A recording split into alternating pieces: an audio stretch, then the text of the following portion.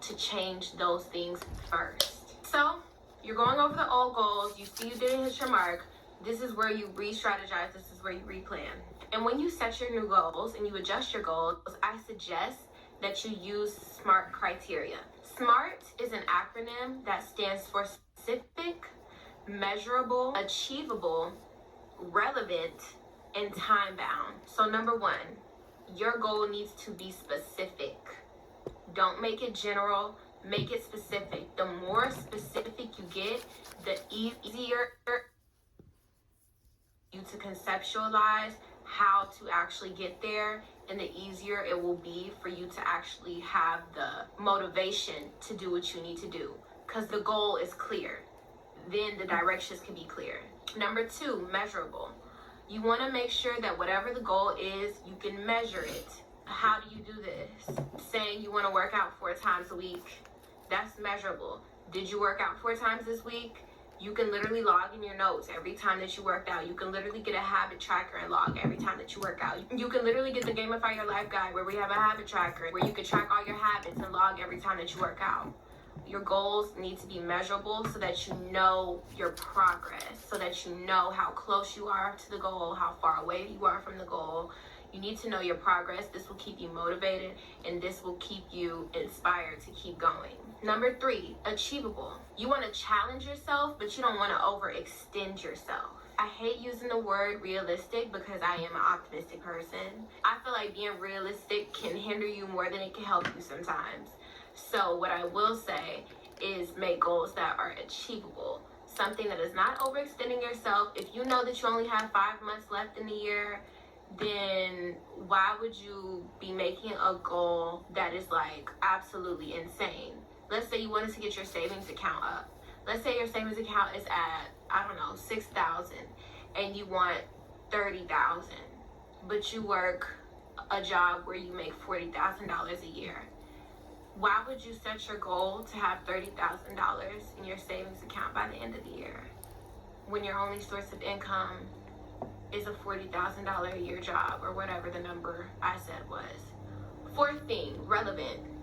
Set goals that are relevant to what you're trying to do.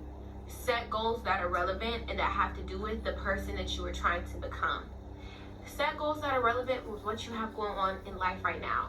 What is of the most importance? What matters to you the most? 5, time bound. Put a time limit on these goals. Since we're talking about mid-year reset, course correcting, and everything like that, your time limit can be December 31st. When you write your goals, when you write your desires, write by December 31st, I will. By December 31st, I have. By December 31st, I am. And then under that, write the plan that you have in place to get there. And make the directions clear. Make the steps doable and achievable. Nothing that you're overextending yourself for. This time in the year is also the perfect time to organize and declutter your space. Get rid of old clothes. The seasons are changing. Get rid of the spring and the summer clothes that you don't want anymore. Sell them, donate them. Get rid of things that you really are not using. Having a whole bunch of chaos in your home and in your environment is just not going to be good for you, especially good for your mental health. Your mental health will be so much better if you are in a peaceful, serene, clean, harmonious environment. Trust me. Look at the background. That has to be a priority for you. So right now, if you are in a cluttered, disorganized space, this is the perfect time to organize and to declutter your space. Organize and declutter your phone. Organize and declutter your laptop. I just did that the other day. Deleted a whole bunch of files, organized files, backed up files, everything that I had to do. It's the perfect time to do all of that. Delete old pictures, delete old messages, delete old notes, things that you're not using anymore, things that serve you no purpose. Clear things out to make space for new things to come in, to make space for new abundance, to make space for new opportunities, to make space for new money, to make space for new love. You have to sacrifice things in order to be blessed with more. So get rid of things freely and willingly. If it has real, true, genuine meaning to you, of course keep it. But if it's something that you're just holding on to for the sake of holding on to it, then you need to let it go.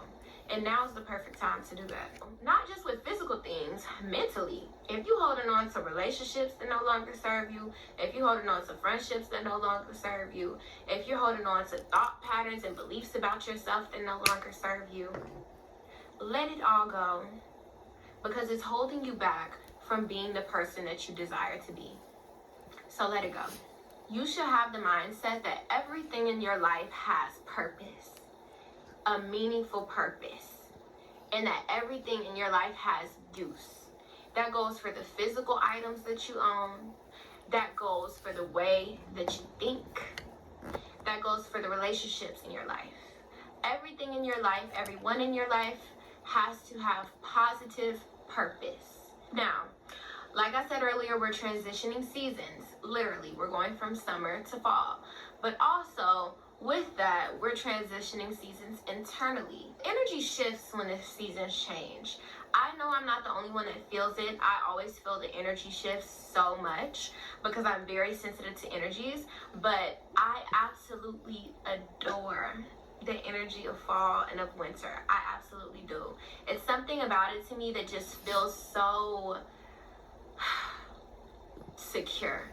Like, I don't even know why, and I don't even know how to really conceptualize that, but it just feels so secure to me, and so cozy, and so comforting, and so structured. Maybe it's because I associate fall with school starting. After going to school and school starting in the fall time every year for 18 years of your life, maybe even longer than that if you go to college, then you are going to associate fall with back to school time. So this time to me always just feels like getting things together, putting things in place. The time where I get ready for learning, the time where I get ready to absorb, the time where I get ready to like really put my head down and work. With this new season in your life, with this new season literally, embrace it. Embrace the season. Embrace the season that you're in your life, and embrace the literal season. You have to romanticize your life. I'm a firm believer in romanticizing your life. So you best believe I'm gonna have pumpkins in this house. We gonna have fall scents. Gonna be watching the movies. Gonna be drinking hot cocoa. Like, it's gonna be giving very fall. Have a little fun with it. Life is meant to be a playground. Don't let it be so serious. When we have these opportunities to decorate and to have fun and to do things we wouldn't normally do because the seasons change, take advantage of those opportunities because it just makes life that much more sweet. If you are going back to school in this upcoming season, these upcoming 5 months, I suggest that you really ground yourself so that way you can approach your studies confidently. That way you can have your head in the right space to learn, to absorb whatever you learn, to retain whatever you learn. So practice mindfulness every day and really ground yourself. I also feel like just as a human race, we are in a time that is very uncertain. It's literally hell on wheels. We live in the most chaotic time I think that has happened since maybe the downfall of the Roman Empire, but I don't even know because I don't even think I was there. And yeah, I said I don't think I was there. Clock it. We live in a time that's just so chaotic, so it will be very beneficial to you to form some type of meditation practice to where you could ground yourself every day, even if you're only meditating for 5 minutes. Practice living your life mindfully. Whatever you're doing, do it well. Whatever you're doing, give all of your attention to it. Don't try to multitask. Give your attention to one task at a time and really submerge yourself into the experience. I spoke about this more in my episode about gamifying your life, but they kind of go hand in hand. Living mindfully is kind of a way of gamifying your life because you're just so into the task. You're so into the experience. You're so into really feeling and understanding what comes with whatever you're doing and appreciating it throughout the process. So it would be of great benefit to you to live your life mindfully as these seasons change and in this season that we're in, and also to have some type of grounding practice, some type of meditation practice that you do that brings you back down into your body and has you feeling secure and safe, because we live in a time where we have information overload. Okay, we scroll on TikTok, we scroll on Instagram, you scroll on Facebook, you watch YouTube Shorts, all of these things. It's just so much information and so much advertising and just so many ideas coming to you all at once. You have to be able to like shoo that all away and come back to self and center yourself and ground yourself. So it's really, really important that you get some type of meditation practice and that you practice mindfulness. Next thing is updating your routines. If you're going back to school, you know you can't have the same sleep schedule you had in summer. I know I couldn't. As soon as August hit, school hasn't even started for me yet, but as soon as August hit, I already put myself into the mode as if I were in school, so that way it's not a hard adjustment for me when classes actually start. I've already started going to bed early. I used to go to bed 2 in the morning. Crazy. Now I go to bed at 10. Like, it's kind of giving grandma, but at the same time, I understand that that's a sacrifice that I have to make because I actually have shit to do. So it's a sacrifice that I will happily make in order to be healthy and in order to be happy and in order to be able to take on my day every day confidently. So adjust how you're eating, adjust your workout routines. If you have kids, you know, you're gonna definitely have to adjust your time because you probably have to take the kids to school, check on them, make their lunches, all of these different things that you're probably gonna have to do. So adjust your routines right now. Make you a really good morning routine. Don't make it too intricate, okay? Make it simple, some things you need to do every morning, so that way you have that structure and you have that routine and you have that stability moving throughout the rest of the season and the rest of the year. And I can make a Leah Alexander episode about my morning routine, my night routine, some morning routine and night routine suggestions, building the perfect morning and night routine, whatever it is you guys want. Let me know if y'all want that in the comments because I can definitely do that as well. Another important thing during this transition to a different season is really taking care of yourself and your wellness. Self-care and wellness is so important, and those are things that you have to prioritize no matter what season it is, but especially in the fall and winter months because we do get a lack of sun and we do get less vitamin D.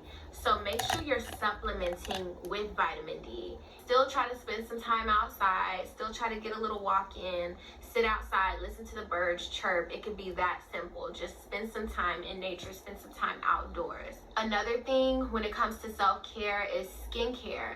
It's gonna get really cold and it's gonna get dry outside. Make sure that you're adjusting your products, your skincare products and your body care products accordingly. Use products that are more moisturizing.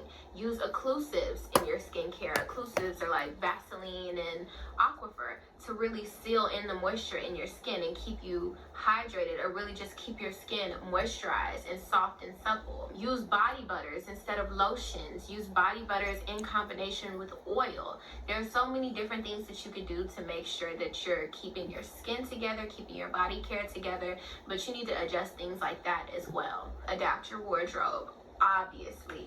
The temperature is dropping.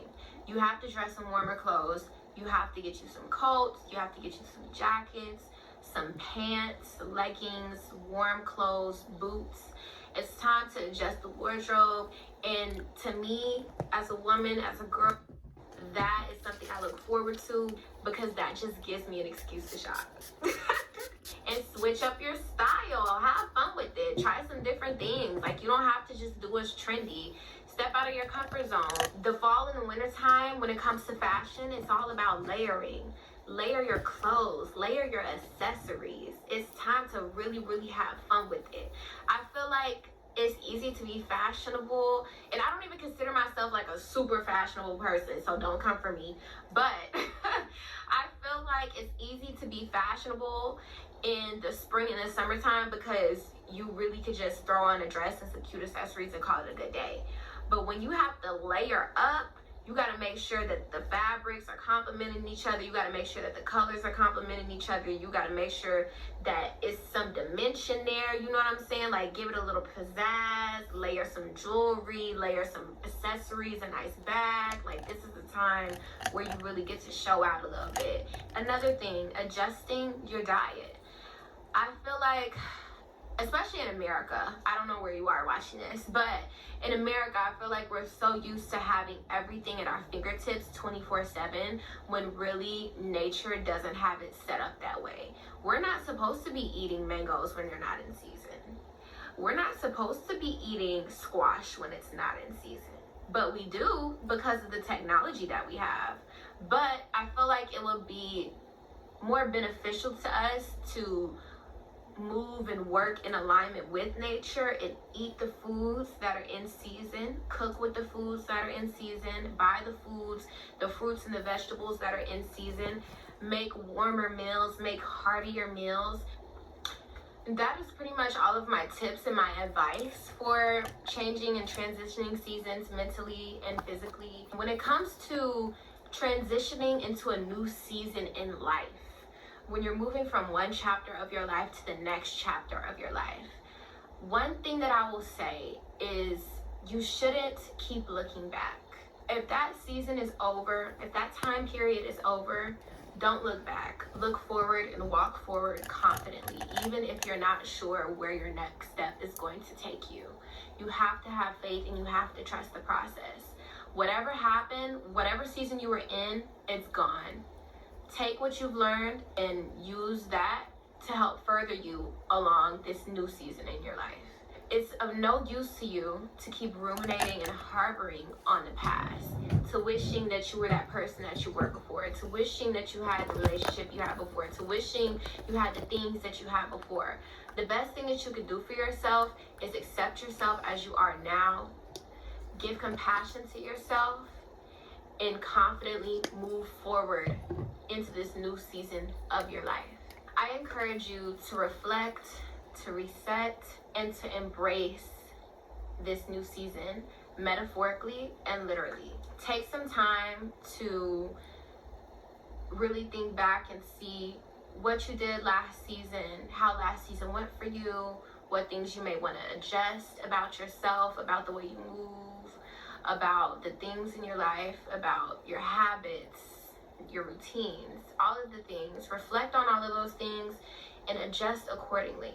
Don't punish yourself if you didn't stick through with your goals all year. Don't beat yourself up, okay? Don't talk down on yourself, because that's just going to do more harm than good.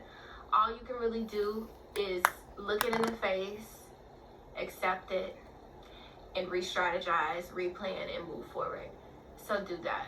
I hope you guys enjoyed today's episode. I cannot wait to talk to you guys again. I will be doing weekly videos from now on. Right now I do like every 9-10 days, but they will be weekly. Okay, so stay tuned for that. I hope that you guys enjoyed today's episode. I cannot wait to talk to you guys again. Leave a comment and let me know if you liked today's video. Leave some video suggestions of some things that you guys would really love to see, some things that you would like to hear me talk about, and I will do that for you guys. I love you guys so much. I speak blessings and abundance and joy and love over this new season in your life, and I ask that you do the same for me. Have a beautiful, wonderful day today, and I will talk to you guys in my next video. Bye. Life is literally not real. None of this is real. We're literally characters playing in a game. This is all a simulation. You might as well hack the simulation and do what you want to do.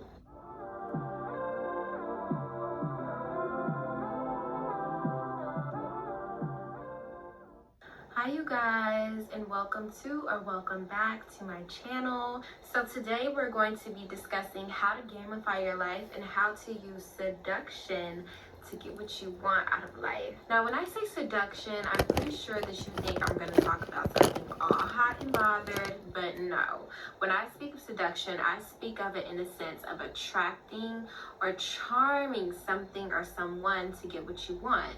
Now I'm pretty sure that you guys have heard of The Art of Seduction. It is a book by Robert Greene, I believe.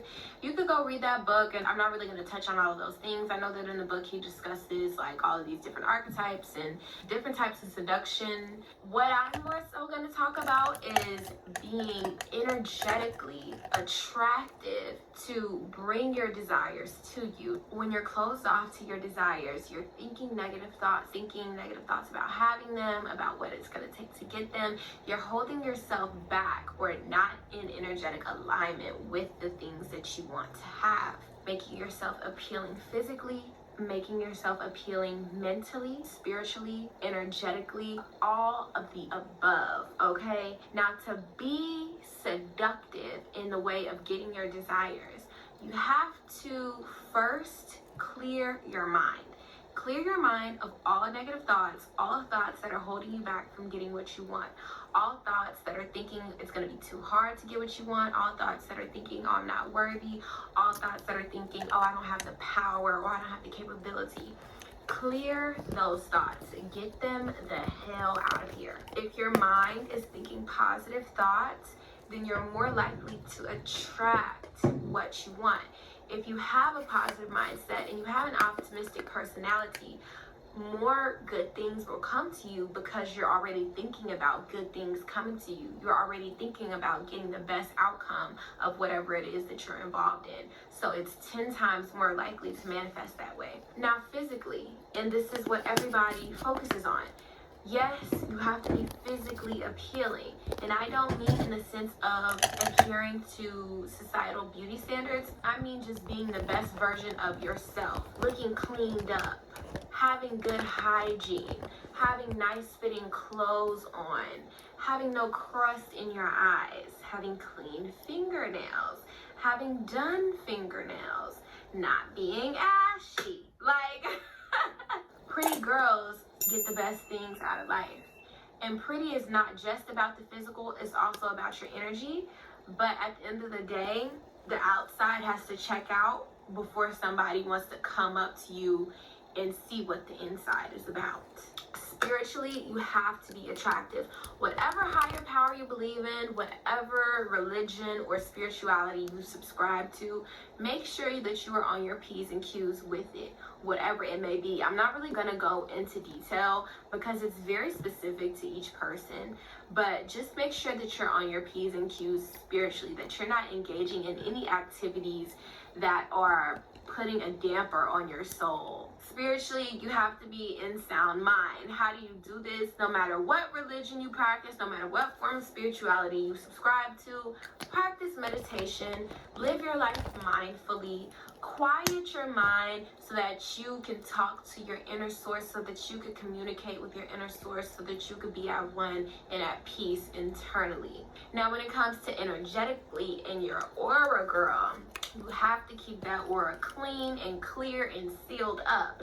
There are so many ways to do this. Some people think it's woo-woo. Some people think, I don't know what the hell they think, but you have an aura. You have an energetic body. Have you ever been on a roller coaster that drops you? The ones that just drop you straight down. You know how you feel like something is gonna come out of your body, or like you feel like all of your energy is just like rushing up and pretty much gonna come out of your body, but it ends up stabilizing? That's your energetic body. Just like you take care of your physical body, just like you clean your physical body, you have to clean and take care of your energetic body. And how do you do that? You do that by getting rid of negative thinking patterns, negative thought forms. You do that by working through your own shame, working through your own grief, working through your own guilt, so that it's not putting a dampness on your aura, over your aura. You do that by cutting off toxic people. You do that by removing yourself from toxic situations and toxic environments. And don't let none of that negativity get into your aura, because that will make you less attractive. And we're trying to seduce the things that we want out of life. Now for the real tea, gamification. I developed this mindset while I was doing what I love to do so much. I was people watching. And you know when you people watch and you're just like, wow, like that's a person that I don't know, that has their whole own life, all of their own experiences, all of their own stories, their own beliefs, their own family, and I know nothing about them. And there's millions of people on this planet that I know nothing about, but we're all living at the same time in our own little worlds.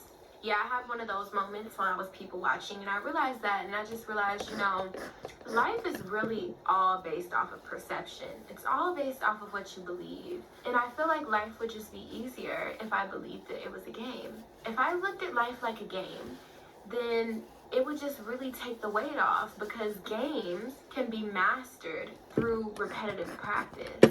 And once the game is mastered, you win the game. I just feel like we're real life Sims. Yes, we do have souls and spirits and things that go beyond ourselves, but at the same time, I feel like here, navigating this plane, why not look at it like we're real life Sims? So what is gamification? Gamification is taking fun game elements and adding them to your real life. Gamification involves setting goals like you normally probably do, but it also involves creating a point system for yourself, adding levels, and treating yourself to rewards once you rack up those points and beat those levels. The whole idea behind it is to make boring stuff way more fun and way more engaging. Ever since I've adopted this mindset and ever since I've adopted this approach to life, I've found that it's benefited me in multiple ways. Number one, I have an increased sense of motivation, because it's like all of my actions have purpose behind them. I'm not just doing things just to be doing them anymore, or just because I feel like I have to do them. Now it's like, okay, I'm checking all of these tasks off, I'm getting all of these things done, I'm working at these things because I'm racking up my points, because once I complete all of these things a certain number of times, I'm gonna reward myself with this bag, or I'm gonna reward myself with this trip, or I'm gonna reward myself with this item that I've been eyeing. Another benefit that I found is that it's made me more productive in a not so robotic way. We know the term level up, but this is leveling up for real, leveling up with purpose. This is structured leveling up. You know what you're doing, you know why you're doing it, you know what you're doing it for. It's completely personalized. Just like how I have my own game, I have my own levels with their own names, with their own tasks and their own things that need to be fulfilled. I have my own things that get certain amounts of points, and I have my own rewards that I want for myself. You can have all of the same things too, because the game is personalized, because it's literally based off of your life, and your life is personal to you. Your goals are personal to you. The rewards you want are personal to you.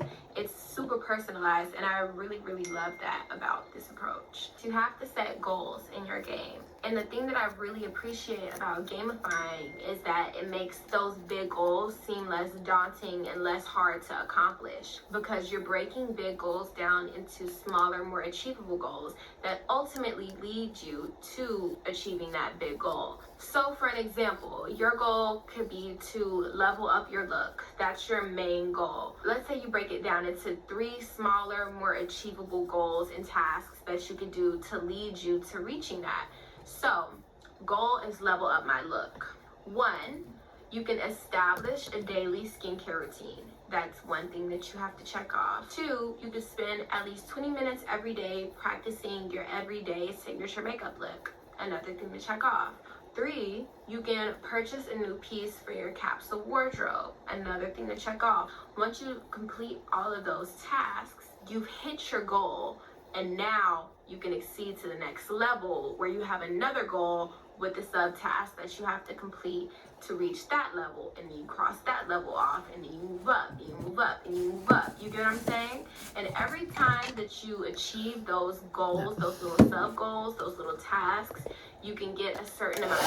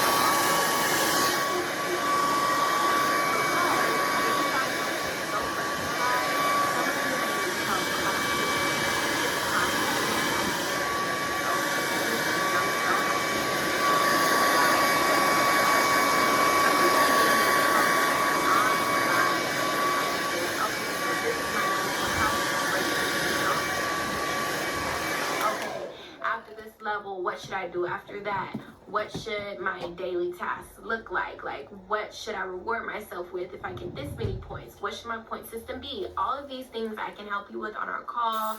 It'll be a 30-minute call, and after the first 20 people that purchase my guide, if you still want to call, you can book with me, and a link to book a call with me is down below in the description box as well. I am so happy to help you guys. This is literally my pride and freaking joy. Like, I enjoyed making this guide so much because this whole idea is just so fun to me. And of course, you don't have to get the guide. I just go way more in depth on how to do this and how to apply it to your own life. I did want to include a few things that I think you guys may have questions about. Number one being, what if you get stuck on a level? So if you get stuck on a level, just know that none of the levels have to be synonymous with a certain time frame or certain ages, unless you craft it that way. You could do, I have to reach level 1 by 20, and level 2 by 22, and level 3 by 23, and all of these